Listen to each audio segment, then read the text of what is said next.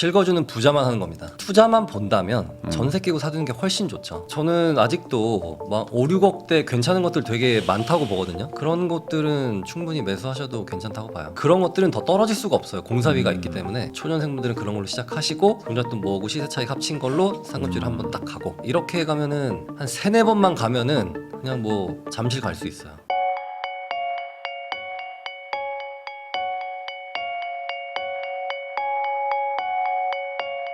송혜교 작가님하고 이야기 나누고 있습니다. 그러면은 이제 무주택자분들이 항상 이제 집을 살까 말까 제일 고민 많이 하시고 1주택이신 분들은 그래도 조금 뭐 여유가 있어요. 그래도 내가 하나를 뭐 가지고 있으니까. 그러면 지금 무주택자분들은 결국에 이제 실거주를 한다고 하면 좀 대출도 나오고 하고 막 그러는데 네.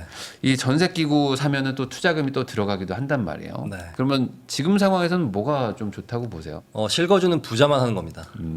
네. 부자일 수도 네. 네. 여러분들이 부자라면은 네. 본인이 부자라고 생각하면 실거주 하셔도 돼요. 아, 근데 이거는 사실 선택의 영역이거든요. 네. 근데 투자만 본다면 전세 끼고 사두는 게 훨씬 좋죠. 네, 그게 더 좋은 매물, 같은 돈으로 봤을 때 더 좋은 매물을 살 수 있고 아. 나가는 돈을 줄일 수 있잖아요. 네. 네, 그래서 전세 끼고 사는 게 사실 훨씬 좋습니다. 보통은 그 전세를 끼고 사서 그 원래 나가야 되는 이자를 한 2년간 또 착실하게 모아서 네. 그걸로 만약에 역전세가 나면 또 거기 뭐 메꿔주고 이렇게 하면 되는데 네. 보통은 전세 끼고 산 다음에 생활비를 그대로 쓰잖아요. 그냥 이렇게 쭉. 그래가지고 이제 나중에 문제가 생기기도 하는데 네. 그래도 어쨌든 투자성으로 봤거나 여러모로 볼 때는 전세 끼고 사는 게 낫다. 훨씬 낫죠. 네, 나중에 실거주는 뭐 자녀가 중학교 갈 때라든지 아니면은 내가 그래도 좀 마포의 신축 또 옥수동의 신축 이 정도까지는 갔을 때 네. 그때 무리한 대출하지 않고 실거주할 수 있다면은 그 정도까지 갔을 때는 저는 실거주해도 된다고 봐요. 한 15억 정도 되는 동네에 가서 살아도 크게 부담이 없는 정도까지는 내가 우선 와야지만 네. 우리나라에서는 그게 실거주 하는 게 맞다. 그 네. 전까지는 최대한 뭐 월세 살면서 네. 뭐 이렇게 전세 끼고 사놔라. 네, 그렇지만 자유입니다. 네, 네, 네. 강요 아니고요. 네, 네. 아니 내가 부자라고 생각하면 살아도 되는 거니까. 맞아요. 네. 그 전세 끼고 살 때 전세가율이 낮은 동네들이 좀 그래도 있잖아요. 왜냐면 네. 요즘에 유망한 지역은 전세가율이 더 낮아요. 엄청 낮죠. 그러니까 이게 투자가 안 되는 거예요. 네. 돈이 또 부족해서 이런 고민하시는 분들도 있거든요. 이거 어떻게 해결할 방법이 있을까요? 그래서 재건축 아파트는 전세 끼고는 거의 못 사요. 네. 네, 그래서 일단 그 갭으로 사두실 거면 신축이 좀 더 유리하죠. 네, 전세가가 더 높다 보니까 네. 신축이 더 투자금도 적게 들어가고 또 세 맞추기도 쉽고 관리한 측면에서도 그렇고. 네, 그래서 너무 전세가율이 벌어진 곳들은 거기가 사실 더 좋긴 하거든요. 네. 근데 어떻게 보면 너무 큰 돈이 한 번에 들어가고 또 전세가가 더 낮을 가능성도 있어요. 네. 그 왜 제가 전세가를 여쭤보냐면은 사실 한 2년 전, 3년 전에 세종시 있잖아요. 네. 세종시가 전세가율이 엄청 낮았었거든요. 엄청 매매가는 막 완전 폭등하고 있었고 네. 그랬는데 그때 더 간다 막 했었을 때 네. 전세가가 올라와 주지 않아서 네. 이게 너무 지금 고평가다 이런 얘기들도 있었었거든요. 네. 전세가율이 낮다는 뭐 소위 말하는 뭐 반포 이런 데는 전세가율 되게 낮잖아요. 지금 네. 집값 대비. 네. 그러면 이런 곳에 투자한다는 것 자체가 조금 리스크가 있는 거 아니냐 이런 거에 대해서는 어떻게 생각하십니까? 내가 예를 들면은 현금이 막 2, 30억 있다. 네. 그냥 반포 사시면 됩니다. 그런데 세종 같은 경우는 그 전세가율이 못 올라오는 이유가 첫 번째는 거기는 실수요자가 막 거의 다고요. 네. 전세 사는 사람보다는 그 내 집에서 사는 사람이 훨씬 많거든요. 네, 그리고 또 하나는 멀어요. 이게 고속터미널에서 멀잖아요. 네, 그래서 좀 부담스러워요. 네. 네, 이게 예를 들면 이게 수요가 집 수요가 전국구 수요냐 네. 아니면 그 지역 한정 수요나를 봤을 때 세종은 정말 한정 수요예요. 대전, 청주, 세종 요 한정 수요지만 전세 수요 말하는 거죠. 전세 실거주 수요 플러스 네, 네. 투자 수요 네, 네. 뭐 다 해서 근데 이 서울 경기도 쪽은 전국구거든요. 네, 그래서 예를 들면 내가 부산에서 살다가 아니면 또 광주에서 살다가 서울로 왔는데 서울 너무 비싸네. 그러면 그 근처 경기도로 가볼까? 이렇게 되면서 전국구 수요가 되지만 세종은 정말 세종시에서 일하는 사람들만 네. 네, 이렇게 보기 때문에 전세가가 올라가기 쉽지 않다 봐요. 그러면은 전세가율이 지금 어쨌든 낮은 동네들도 상급지면은 상관이 없는데 네, 상급지가 아니라면 이왕이면 전세가율이 좀 높은 데를 보는 게 좀 그래도 나을까요? 맞습니다. 네, 그 예를 들면 뭐 세종에 지금 아파트가 8억짜리가 있고 네. 그리고 전세가가 2억이다. 그러면은 이 갭이 6억이잖아요. 네. 근데 그 금액으로 동대문구나 서대문구에 가면은 좋은 거 많이 살 수 있어. 그래서 거기를 보는 게 더 맞다는 거죠. 그러면 1주택자분들은 지금 갈아타기 해야 되는 시기일까요? 어, 뭐 큰 틀에서 봤을 때 보통 1주택자시면은 갈아타기 하려면 1, 2년 전에 사신 분들이라기보다는 한 6, 7년 전에 사신 분들도 많잖아요. 그러면 그런 분들 뭐 한 6억에 샀는데 지금 막 12, 13억 돼 가지고 막 15억, 16억대 막 보고 계신 분들도 있거든요. 일단 갈아타기 할 때는 내가 내 집 시세에 최소 1.5배는 보실 필요가 있어요. 뭐 이렇게 내가 지금 12억짜리 살고 있는데 14억으로 가겠다. 네. 이거 약간 세금 낭비일 가능성이 큽니다. 12억짜리 살고 계시면 한 16, 7억은 보셔야 돼요. 네, 그래야 확실한 갈아타기가 될 수 있어요. 네. 그러면은 그렇게 하려고 하는 거는 사실 취득세 정도 맞아요. 고민되는 건데. 맞아요. 네. 근데 또 12억대는 또 이렇게 비과세가 있으니까 네. 그냥 또 이렇게 슉 가면 또 되는 거잖아요. 왜냐면 2억만 차이가 나도 네. 지하철역에 한두 칸 또 앞에 갈 수 있잖아요. 네. 그래도 그 정도로는 가지 말아요. 네, 그 정도는 안 가는 게 나아요. 아. 네, 그 정도의 경우는 시세가 비슷하게 왔다 갔다 하는데 네. 좀 내가 더 큰 차익을 보고 싶다. 그리고 내 환경을 완전히 그냥 바꿔버리고 싶다면은 1.56배 정도는 돼야. 네, 이게 왜냐면 또 취득세가 또 막 몇천, 막 네. 1억 막 이렇게 나오기 때문에 이게 한 번 갈 때 확실하게 가지 않으면 자꾸 세금 낭비만 하게 됩니다. 그리고 중간에 이렇게 계단식으로 가는데 계단을 이제 한 칸씩 가지 말고 그래도 한 3, 4칸씩은 가라는 거죠. 맞아요. 너무 이렇게 잔잔바리로 가면 네, 잔잔바리 가면 안 돼요. 하긴 그렇죠. 또 금액대가 또 올라가면 또 양도세도 뭐 조금씩 나오고 뭐 네. 이래저래 뭐 또 복비에다가 뭐 네. 수리하고 막 이런 것들이 있거든요. 네. 수리 갑자기 얘기 나와서 제가 여쭤보는데 요즘에 워낙 신축 수요가 높다 보니까 네. 약간 요즘에 약간 신혼부부나 이제 막 저희 이제 집 사가지고 갭 투자해 놓은 거 4년 만에 이제 실거주 하러 들어가요 하면서 축하해 주세요. 저희 리모델링 해요. 뭐 이런 얘기를 많이 하거든요. 그러니까 집을 다 고쳐가지고 들어가는 트렌드가 또 생기는 것 같아요. 지금 조금이라도 좀 돈을 들여서 고쳐서 살려고 한다. 네. 이거에 대해서는 어떻게 생각하십니까? 일단 그 집값이 예를 들어서 평균 이상이다. 지금 네. 8사지구 평균이 13억이잖아요. 뭐 이 정도 이상 되면은 저는 뭐 한 좀 써도 된다고 생각해요. 써도 된다의 금액대는 한 어느 정도? 조심스러운데 어. 한 3천? 삼선 그 정도는 그냥 보수네요. 유지 보수. 그렇죠, 그렇죠, 유지 그렇죠. 보수. 네. 그런데 예를 들면 집값이 뭐 한 6억에서 10억이 안 된다. 네. 이러면은 잘 생각하셔야 돼요. 왜냐면은 그때 그 금액대 수요층들은 난 수리 안 된 거 그냥 1,000만 원 싼 거 살래 이러거든요. 네. 이 1,000만 원, 2,000만 원이 상당히 크게 민감하게 반응하기 때문에 여기에는 집값이 낮으면 낮을수록 이 수리비에 큰 돈을 쓰시면 안 됩니다. 네. 네. 그리고 안 하고 차라리 그냥 시세대로 파는 게 맞지. 네. 했다고 해서 나 여기 3천 더 받을래 하면은 매수세가 안 붙어요. 네. 그런데 좀 고가 주택 같은 곳들 같은 경우는 수리한 게 확실히 더 좋긴 하죠. 사람들이 야 이거 내가 언제 이거 뭐 인테리어 업체 알아봐서 언제 수리하냐 뭐 이런 그게 더 크기 때문에 고가 주택일수록 인테리어 비에 투자를 해도 괜찮지만 네. 그거는 반대. 그 기준이 한 13, 4억이고 금액대는 뭐 한 3, 4천 정도 그냥 네. 잠깐 정도 하는 거지 뭐 한 1, 2억 들여가지고 하시는 분들도 많거든요. 한 10억 안 되는데 그러면 안 됩니다. 그런 거 막 나만의 공간 막 이런 거 있잖아요. 네. 그런 거는 회수하기가 힘들다. 힘들죠. 사실 그건 이제 어찌 보면 상식적인 얘기일 수도 있는 거니까. 네, 그래서 예를 들면 그 건물 리모델링 있잖아요. 네.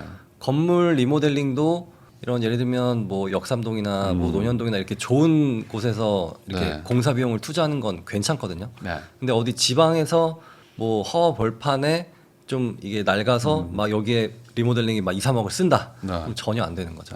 그거랑 같은 개념이라고 보시면 됩니다. 최근에 또 이런 것도 있는데 사람들이 이제 집 사러 갔어요. 최근에 막 분위기 좋다고 하니까 가봤더니 예전에 한 3주 전에 갔을 때 금액이 예를 들어 10억이었는데 네. 그 사이에 또 막 5천 1억이 막 오른 거예요. 네. 그래서 그래 사자 했는데 또 주인이 막 약간 고자세로 나오면서 네. 약간 분위기 보니까 한 3, 4천 더 올릴 것 같은 분위기. 계약서 쓰러 가면. 그래서 지금 살까 말까 막 고민하는 그러니까 막판에 계속 올리니까 추격 매수 해야 되나요? 이거 고민 많이 하시는데 그런 분들 진짜 많죠. 어떻게 할까요? 지금 같은 상황에서는. 근데 그 시세 자체가 고점하고 가깝다. 네. 고점을 한참 넘어선 게 아니다. 그러면 저는 괜찮다고 보고요. 그래서 많은 분들이 잘못하시는 게 아파트 하나만 보는 건데 네. 아파트 3개는 봐야 된다고 생각해요. 같은 금액대로. 네. 네. 3개를 놓고 매물을 파야지 어떤 분들은 부동산 하나만 찾아가서 요 단지만 보거든요. 네. 그렇게 되면 좋은 매물을 찾기가 어렵습니다. 그러니까요. 근데 생각보다 사람들이 제가 느끼는 건 뭐냐면 집 사러 가면서 되게 귀찮아한다는 걸 많이 느꼈어요. 뭔가 집을 보는 것도 한 세네 집 보고 힘들다고 하면서 이제 그만 보려고 하시는 분들도 생각보다 많더라고요. 이게. 네. 그래서 집 사러 가면 이번 주에 또 집 보러 가자고 이제 만약 남편이나 아내가 하면은 네. 또 가냐고 그냥 사 막 이렇게 하시는 분들이 생각보다 되게 많아요. 그럼 좋은 방법이 있어요. 집을 안 보고 사면 됩니다. 안 보고 산다. 근데 그건 또 싫어. 그것도 싫어. 그건 또 싫죠. 왜냐면 그래도 우리 집이니까. 막상 본다고 해서 뭐 딱히 달라지는 건 없지만 맞아요. 그래도 보러 가긴 해야 되는데 막 힘들어. 네. 막 대기하고 막 남의 집 가는 거 좀 민망해하고 하시는 분들도 있는데 음.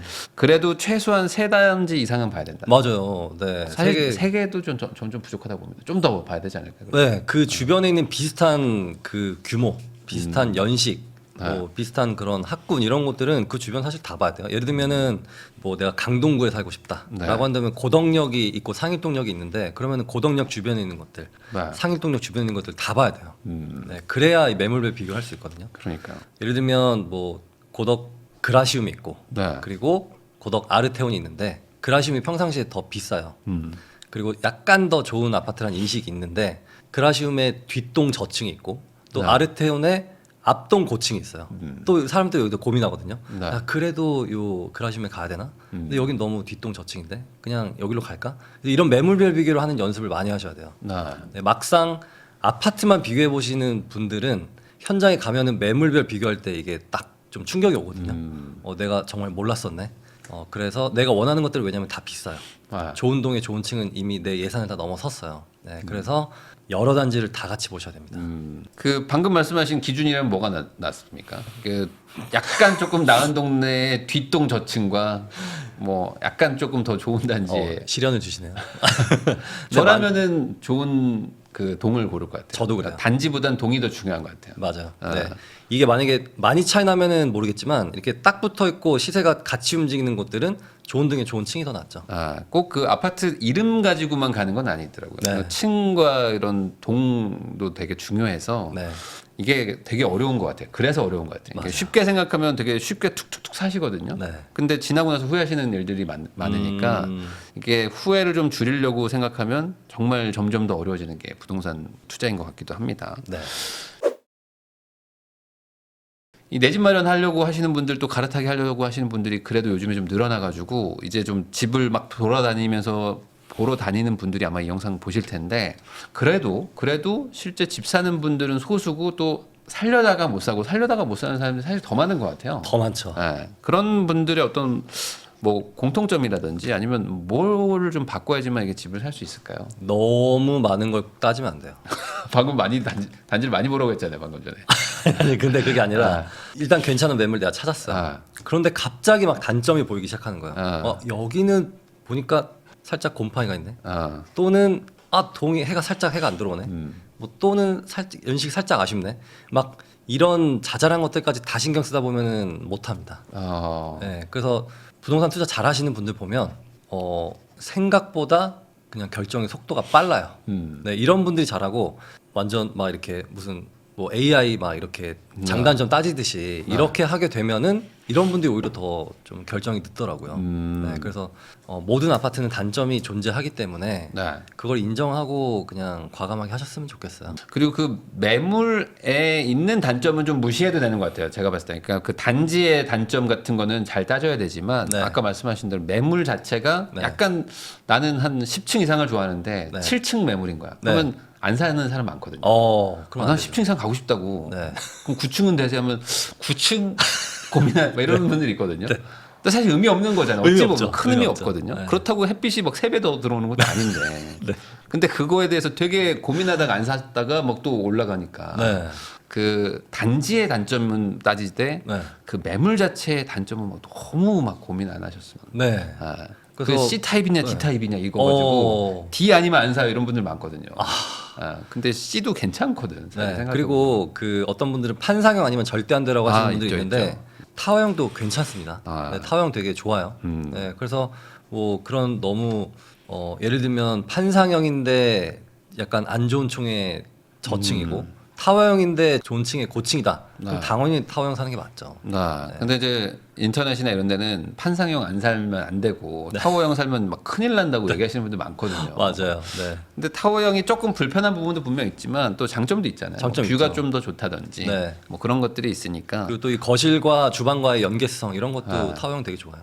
그래서 이거 너무 그런 거에 그 얽매이다가는 또 집을 못 산다. 네. 그래서 그 아파트의 입지 이거를 보는 게 중요하지. 뭔가 그 세세한 매물을 너무 따지게 되다 보면은 안 되겠죠.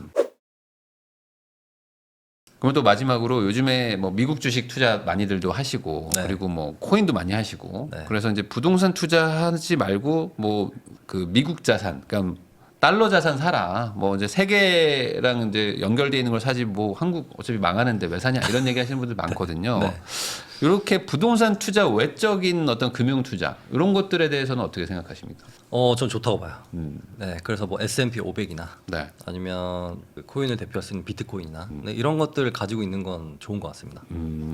근데 그걸로 시작했다가 이제 옆으로 가시니까 문제인데 다른 걸로 막 맞아요. 알트코인 가고 막 하잖아요. 네, 막 갑자기 곧버스하고 막 네. 인버스하고 이러니까 막 마이너스 80% 하고 하는데 네.